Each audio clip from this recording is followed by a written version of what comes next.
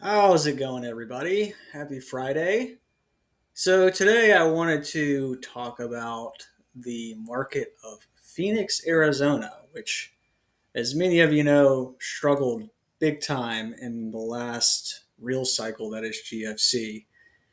And I know people are somehow under the impression that, the economic cycle is dead, and I just can't find any evidence of that. So, what we're looking at here in this visual of six charts is just the labor data, but rather than kind of overwhelm you with all the other sort of information I look at, I'll just speak to it. And what I'm referring to is like household data, the permitting, delinquencies, originations, all that sort of stuff.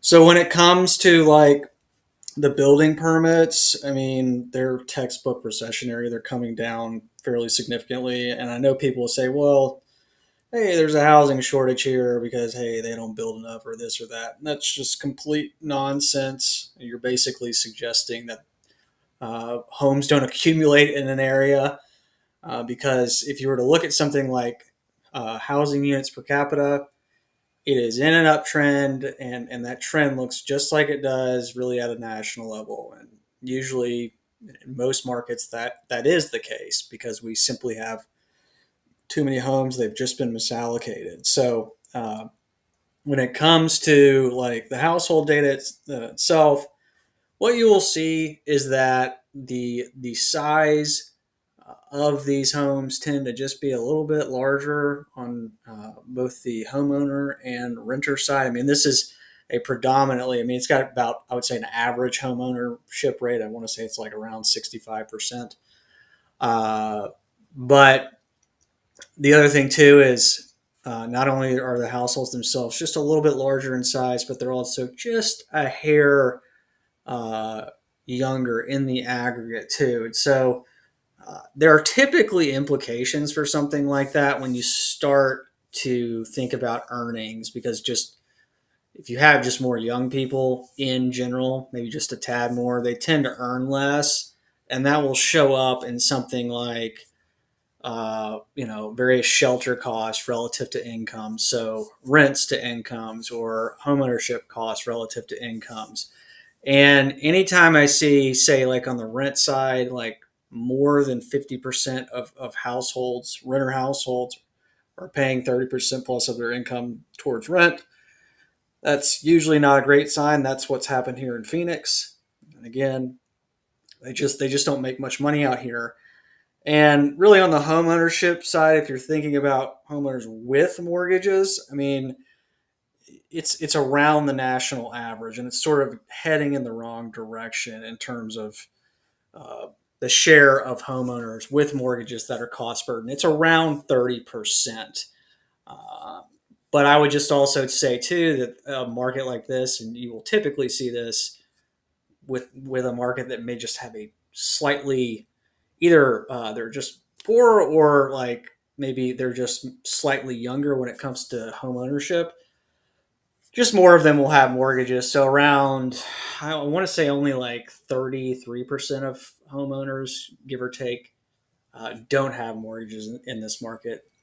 It's the higher that percentage is usually a function of old age and or affluence.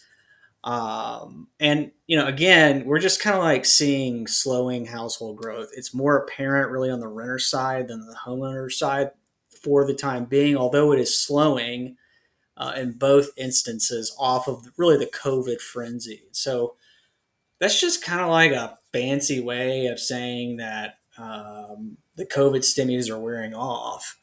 And look, delinquencies are moving higher in this market, as is the trend really nationally. Lending appears to be slowing in this market, and what was originated, it's just kind of what people have been talking about. It's really no different here, where it's stuff kind of like in the mid to high 40s is just a bulk of what's been lent here. So it puts people in a really bad position. And, uh, especially when you start thinking about that in the face of a softening labor market, as is definitely the case here, that creates a very bad setup. Okay. And that's just what the data is screaming pretty much loud and clear at this point. And look, the other thing I would just put to bed before anybody sort of tries to suggest this is the case, that incomes will catch up to the cost of living in a situation that I just described, because maybe there's something like dual income households, which are now a thing. That's just not true. People need to stop lying about that. It's not even true in a place like Phoenix. So, anyway, that being said, let me just explain this visual that we're looking at. So, I know it appears to be busy, but everything here is intentional and it's just meant to convey as much information as possible. And just because you say maybe you don't have like a finance or economics background or what have you, does not mean that you cannot make sense of this. It's just a matter of somebody explaining what's going on, because this is not rocket science. And there's some really sort of important details in terms of the methodology that will really bring a lot of this information to light in terms of really kind of where we go from here. So, that being said, um, this visual incorporates really both sort of series from the BLS that measure local labor market health, sort of broadly speaking.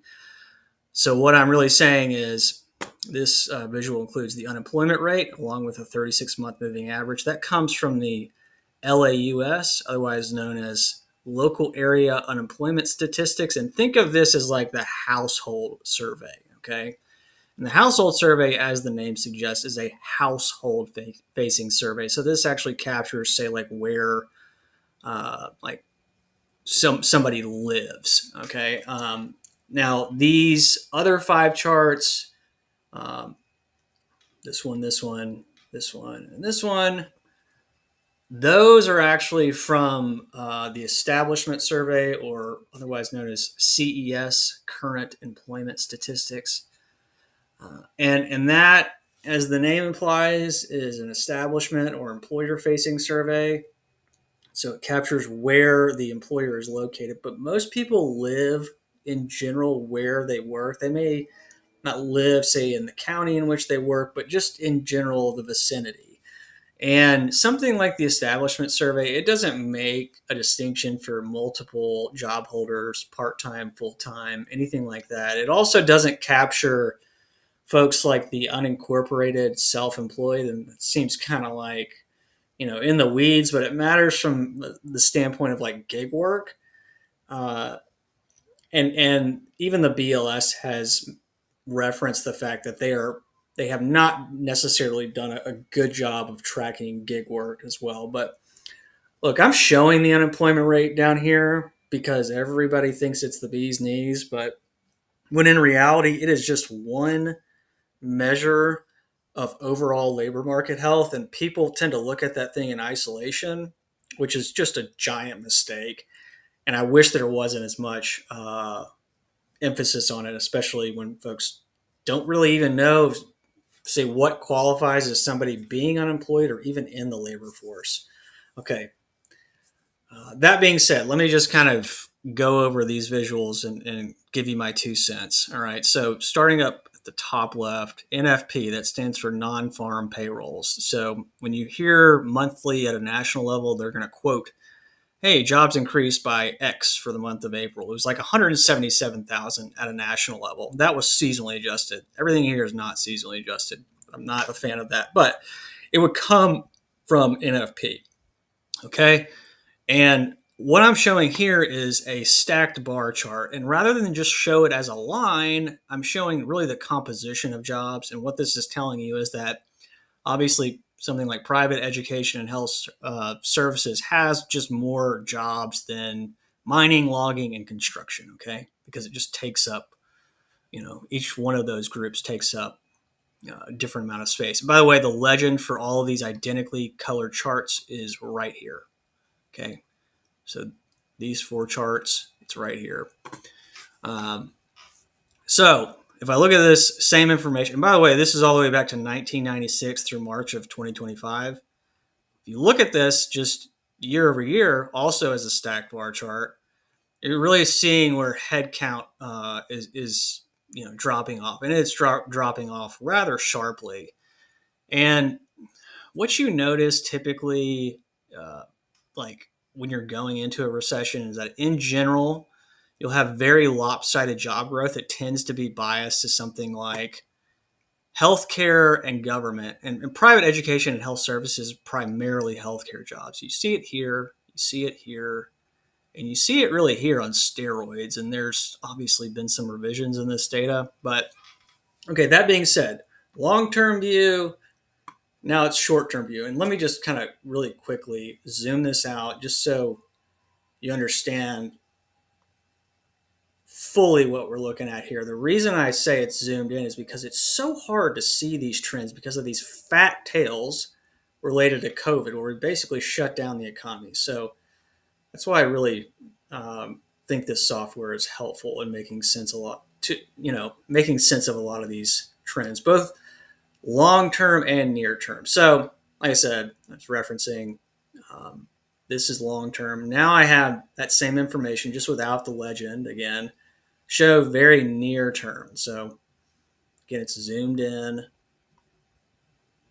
You see how that works? I mean, what I find interesting is, man, like not only, I mean, government has just hit a wall, and the only thing that seems to be keeping this thing afloat is private education and health services. And even that looks like it's slowing in terms of growth, which that is just not a good pattern. But anyway, I'm showing it year over year percent, just to like show it as a rate of change um, in this particular visual. And so, lastly, when it comes to the establishment survey, I'll just talk about the headline NFP, or non-farm payrolls number, just shown year over year percent and 6 month annualized. Because oftentimes people look at something like NFP, but I prefer to look at the detail because it's telling you, just it's giving you more information.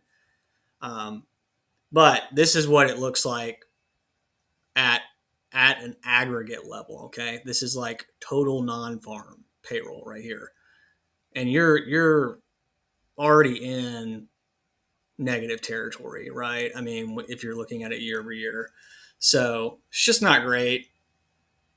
And I don't expect it to really get any better from here. But now, when we look at the unemployment rate, it is in a very well defined uptrend. Okay. And it may be still technically low, but that's such a lagging indicator, and it's such a very narrow measure, like I said from the beginning. So I would not put a lot of emphasis on that measure, especially as it relates to uh, kind of like the overall health of the labor market. So, look, the issue that just all of these, whether it's Phoenix or Nashville or all these other places, we have a quality job growth problem, and that not only shows up in something like the establishment survey, where it's very lopsided job growth. That's not good. But also, if you were to just think of, like, let's say you do have a job, ultimately, and maybe you have more than one, your earnings are just not keeping up with the cost of living.